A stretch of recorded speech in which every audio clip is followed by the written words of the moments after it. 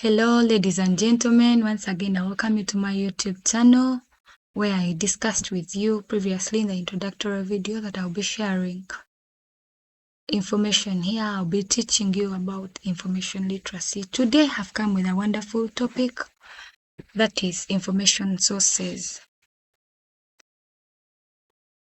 So, we are going to look at information sources here. We are going to define what information sources is. So, here I listed some points in our definition of the term information sources. So here you can define information sources as any materials, records, or documents that provide data or knowledge on a particular subject. Or you can also say that these sources provide a basis or a foundation for research. And then we shall go to the types of information sources. We have only two types of information sources, that is the primary sources and the secondary sources. But in our video today, we are going to specifically look at the primary sources of information. Our definition is saying that the primary sources of information, it is a direct or first-hand piece of evidence created at the time of the event or by someone who directly experienced the event.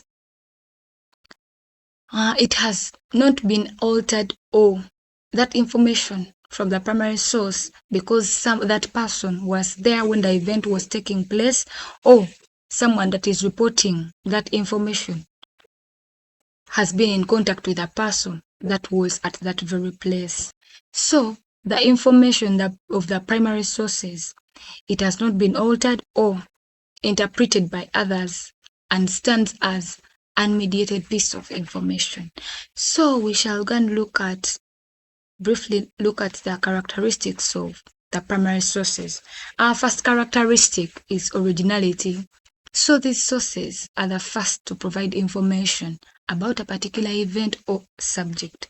They are unaltered, direct records that offer original thought or raw data. Our second characteristic is raw data. That is, primary sources often present raw, unfiltered information. For example, a scientist's original lab notes might have data that could later be analyzed and interpreted in secondary sources. Our third characteristic of primary sources is the unmediated evidence. There is no interpretation or analysis from another person. The source itself is the evidence. Our last characteristic is the time-related. They are closely tied to the moment in which they were created, making them especially valuable for understanding historical, cultural, or social contexts.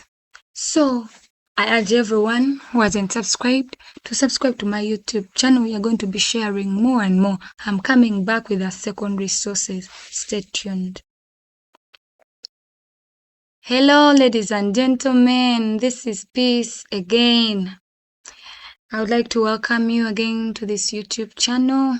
Today, as I promised you in the last video, we shared about the primary sources of information. But then today I've come with another type of source of information, that is the secondary source. And guess what? By the end of this video, we shall have learned everything about the secondary sources of information. We are going to start with our definition of the secondary sources of information.